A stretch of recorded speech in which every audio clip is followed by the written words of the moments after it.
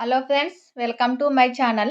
Today మనం 24th March 2025కి సంబంధించిన important current అఫైర్స్ని ఈ వీడియోలో డిస్కస్ చేద్దాము. అలాగే మా ఛానల్ని కనుక ఫస్ట్ టైం చూస్తున్న వాళ్ళు ఉంటే లైక్ చేసి సబ్స్క్రైబ్ చేసుకోండి.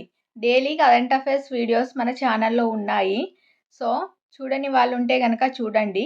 అలాగే సబ్స్క్రైబ్ చేసుకొని చూడడం వల్ల డైలీ వీడియో అప్లోడ్ చేయగానే మీకు నోటిఫికేషన్ వస్తుంది. వీడియోస్ని మిస్ అవ్వకుండా చూడవచ్చు. అలాగే మన టెలిగ్రామ్ ఛానల్ లింక్ కూడా ఈ వీడియో కింద డిస్క్రిప్షన్లో యాడ్ చేస్తాను. అందులో కూడా జాయిన్ అవ్వండి. అందులో మీకు ఇంపార్టెంట్ కంటెంట్ అలాగే కరెంట్ అఫైర్స్కి సంబంధించిన పీడిఎఫ్ ప్రొవైడ్ చేయడం జరుగుతుంది. టుడే ఫస్ట్ టాపిక్ కనుక చూసినట్లయితే వరల్డ్ ట్యూబర్క్యులోసిస్ డే, ప్రపంచ టీబీ దినోత్సవం. ట్యూబర్క్యులోసిస్ అంటే టీబీనే మనం క్షయవ్యాధి అని కూడా అంటాము. దీనిని మనం మార్చ్ 24న ప్రపంచవ్యాప్తంగా నిర్వహించడం జరుగుతుంది. ఇది బ్యాక్టీరియా వల్ల కలుగుతుంది.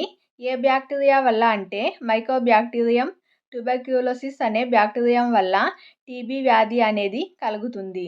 లైన్స్లో భాగంగా అడగడానికి అవకాశం ఉంటుంది.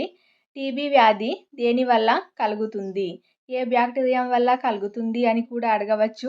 అప్పుడు ఆన్సర్ మైకోబ్యాక్టీరియం ట్యూబర్క్యులోసిస్ అని పెట్టాలి.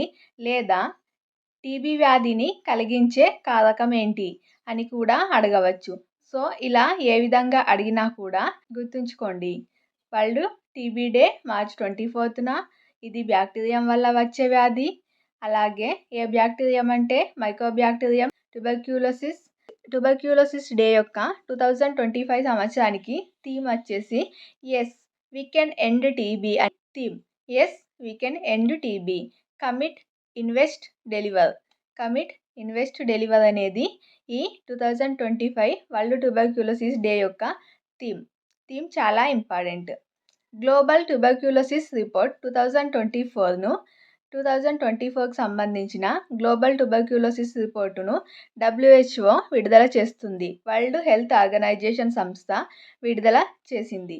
ఈ రిపోర్ట్ ప్రకారం కనుక చూసినట్లయితే 2023కి సంబంధించిన రిపోర్టును 2024లో విడుదల చేసింది.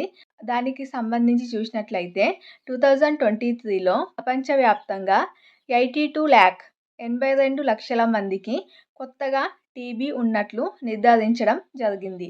టీబీ అంటే ఊపిరితిత్తులకు సంబంధించిన వ్యాధి. ఇది లంగ్స్కి ఇన్ఫెక్షన్ని కలగజేస్తుంది. ఇది కూడా మనకు తెలిసి ఉండాలి. ఓకే.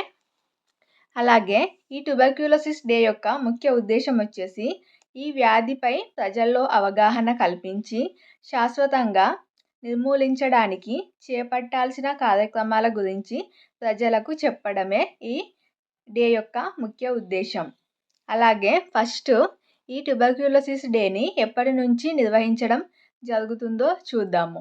ఫస్ట్ జర్మనీకి చెందిన డాక్టర్ రాబర్ట్ కోచ్ 1882 మార్చ్ 24న మొదటిసారిగా కైకోబ్యాక్టీరియం ట్యూబర్క్యులోసిస్ను గుర్తించడం జరిగింది.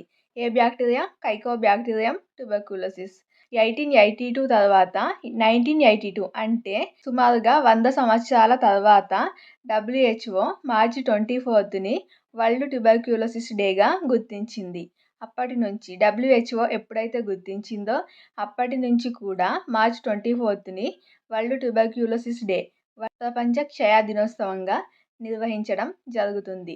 ఇది చాలా ఇంపార్టెంట్, చూసుకోండి. నెక్స్ట్ చూసినట్లయితే చైనీస్ గ్రాండ్ ప్రీ ఆస్కార్ సొంతం.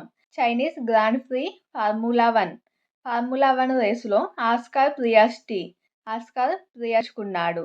ఈ రేసును ఆస్కార్ ప్రియాస్టి గెలుచుకోవడం జరిగింది. 25 పాయింట్లతో అగ్రస్థానంలో ఉన్నాడు ఆస్కార్ ప్రియాస్టి. మనకు ఫార్ములా 1 అనగానే ఫస్ట్గా గుర్తొచ్చే నేమ్ రెడ్ బుల్ డ్రైవర్ అయిన వెర్స్టాపెన్. కానీ ఈసారి మాత్రం ఆస్కార్ ప్రియాస్టి గెలుచుకోవడం జరిగింది. మెక్లారెన్ రేసర్ లాండ్ నోరిస్కు చెందిన మెక్లారెన్ రేసర్ 18 పాయింట్లు, జార్జ్ రసెల్ మెర్సిడెజ్కు చెందిన జార్జ్ రసెల్ 15 పాయింట్లు వరుసగా 2-3 స్థానాల్లో ఉన్నారు. అయితే గతేడాది ఫార్ములా 1 ఛాంపియన్ వెర్స్టాపెన్. ఇతను ఫార్ములా 1 అనగానే గుర్తొచ్చే నేమ్ మనకు వెర్స్టాపెన్. రెడ్ బుల్ డైవర్ 12 పాయింట్లతో 4వ స్థానంలో ఉన్నాడు. ఇప్పుడు ఇతను 4వ స్థానంలోకి పడిపోవడం జరిగింది. ప్రజెంట్ చైనీస్ గ్రాండ్ ప్రీ విజేత అంటే ఆస్కార్ పియస్ట్రీ. అలాగే నెక్స్ట్ టాపిక్, సెర్ప్లో మెఫ్మా విలీనం. రాష్ట్రంలోని పట్టణ ప్రాంతాల పేదరిక నిర్మూలన సంస్థ అయిన మెఫ్మాను గ్రామీణ పేదరిక నిర్మూలన సంస్థ సెర్ప్లో విలీనం చేస్తూ ప్రభుత్వం జీవో 15ను జారీ చేసింది. ఇందిరా మహిళా శక్తి కింద రాష్ట్రంలోని పట్టణ గ్రామీణ ప్రాంతాల్లో పనిచేసే మహిళా స్వయం సహాయక సంఘాలు, సెల్ఫ్ హెల్ప్ గ్రూప్స్ అంటాము, స్వయం సహాయక సంఘాలను ఒకే గొడుగు కిందికి తీసుకురావాలని ప్రభుత్వం ఈ నిర్ణయం తీసుకుంది. దీనివల్ల ఇకపై గ్రామీణ పట్టణ మహిళల స్వయం సహాయక సంఘాలన్నీ సెర్ప్ పరిధిలోకి వస్తాయి. అలాగే నెక్స్ట్, గాంధేయవాది పసల కృష్ణభారతి కన్నుమూత. పసల కృష్ణభారతి కన్నుమూయడం జరిగింది. గాంధేయవాది ఈవిడ 1932 అక్టోబర్ 29న తమిళనాడులోని వేలూరు జైలులో జన్మించడం జరిగింది. విద్యాభివృద్ధికి, పేదల పిల్లల చదువులు, దళిత జనోద్ధరణకు ఎన్నో దానాలు చేశారు.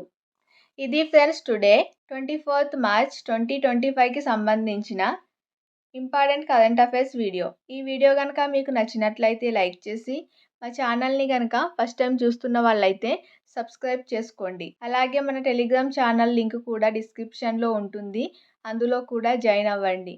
Thank you.